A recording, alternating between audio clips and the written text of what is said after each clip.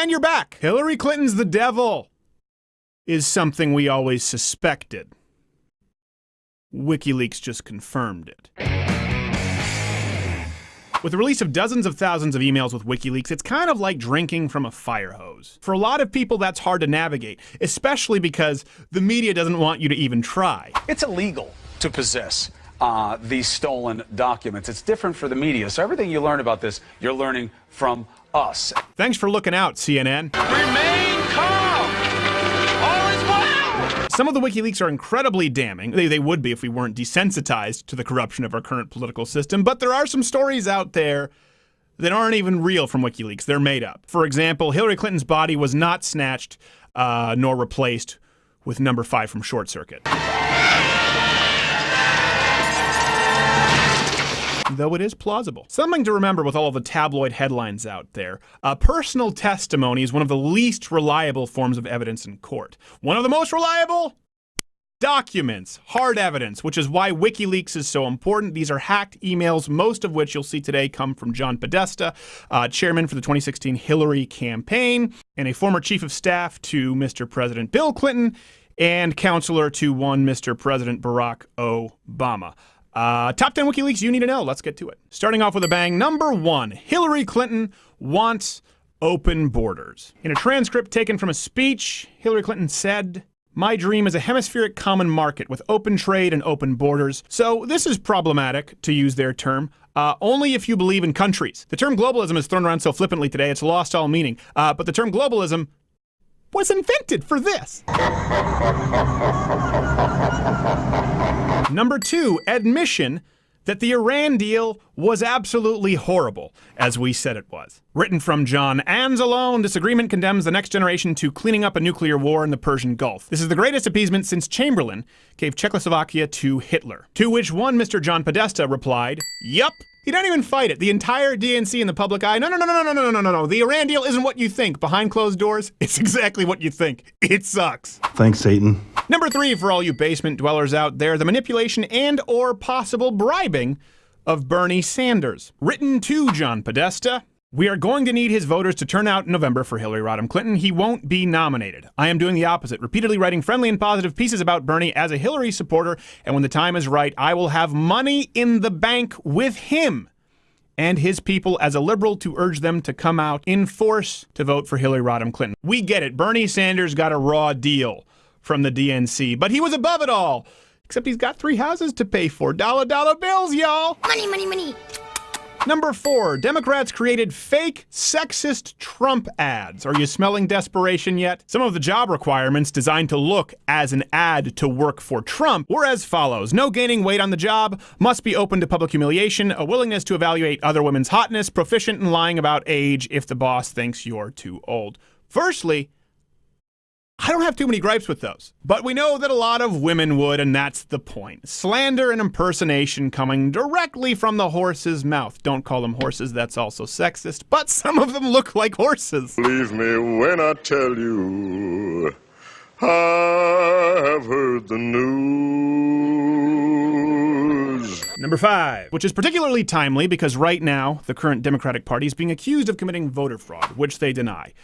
Which is interesting because Hillary Clinton and her campaign vehemently accused Barack Obama of committing voter fraud in Colorado. I met with Jim and Mike in Denver. They are both old friends of the Clintons and have lots of experience. Mike hosted our Boulder Roadshow event. They are reliving the 2008 caucuses where they believe the Obama forces flooded the caucuses with ineligible voters. They want to organize lawyers for caucus protection, election protection, and to raise hard cash symbol. One thing you'll find remarkably consistent is the typos and emojis in these emails. At worst, it's slightly grating, but worth noting. Again, publicly, Democrats deny that they commit voter fraud behind closed doors when there's the infighting and they know that we're not watching. They know, of course, that voter fraud is being committed. But shh, don't tell CNN. They'll do the math for you.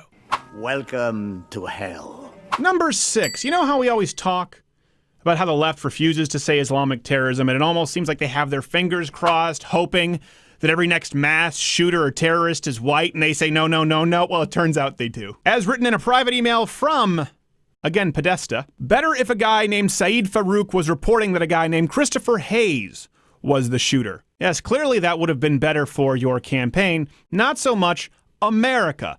And that's the overarching theme here. What's good for Hillary? Not so much good for America. What's good for the goose is good for the gander. They just kill all the geese. Number 7 and 8 are kind of joined. We could probably have another 20, 30, 40, 5,000 of these examples of the Democratic Party and media collusion. But of course, we wouldn't have time for that list. So the two that stand out to me most are CNN's Donna Brazile gave the Clintons a heads up regarding a Bernie tweet storm. How do I know?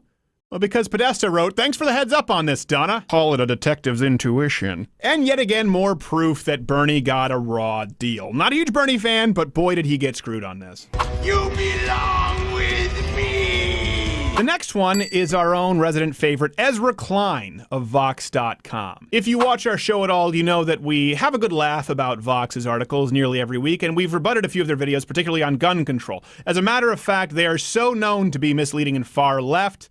There's a verb in Urban Dictionary, Vox-splaining is what they do. Of course, they deny, but when asked with who they thought would keep other journalists accountable, namely only printing positive stories about Hillary Clinton, Jennifer Palmieri, I don't know, wrote this. "I think that person, the degree to which they exist, is Ezra Klein, and we can do it with him today." So you've got Donna Brazile teaming up with the Clintons, teaming up with Ezra Klein, and of course CNN telling you, don't read these emails, we'll read them for you. Are you noticing a trend?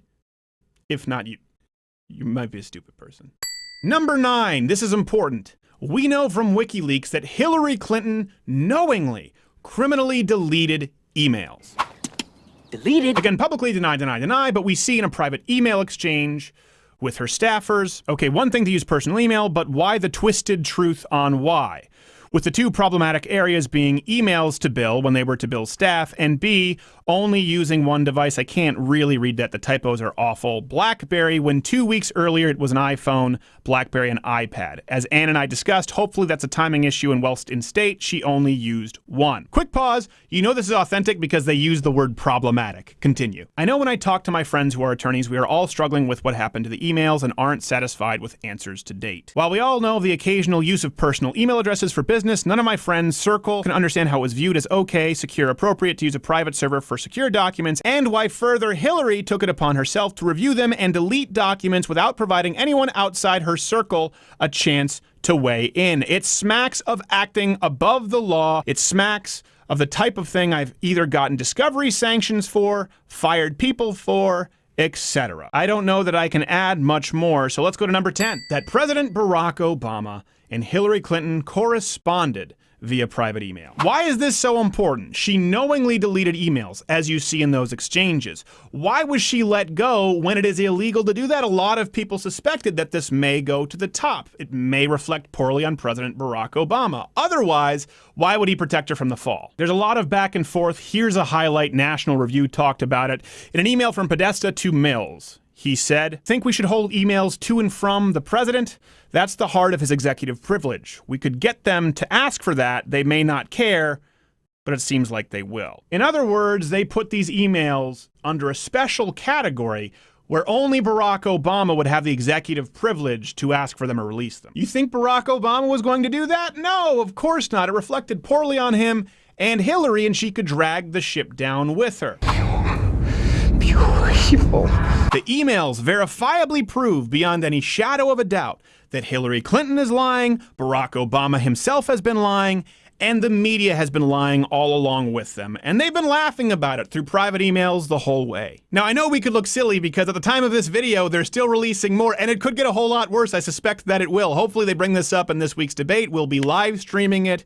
You don't need a conspiracy. You don't need to lie. You don't need to blow up something any bigger than it is. Just go read the WikiLeaks emails and understand that it's already really bad. If nothing else, a silver lining in this election is I think a lot of people, left or right, their eyes have been opened to just how easily they've been manipulated and how proactive the media has been in doing that.